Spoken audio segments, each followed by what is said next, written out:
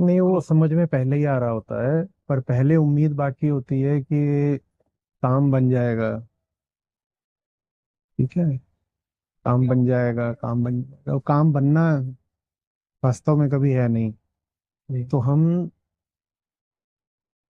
फिर जब देख लेते हैं काम नहीं बना, तब ये स्वीकार करते हैं कि शुरू में ही गलती हुई थी। जी।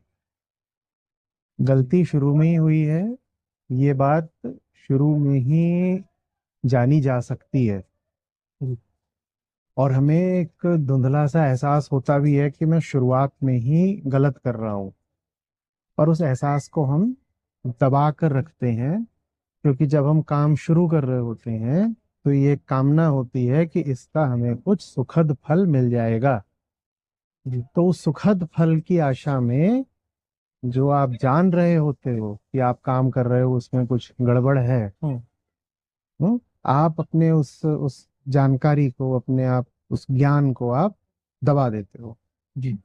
अब सुखद फल तो आया नहीं। जब नहीं आया तो फिर हम कहते हैं गलती हो गई। अब मुझे समझ में आ रहा है गलती हो गई। अब कैसे समझ में आएगा, वो पहले से ही समझ में आ रहा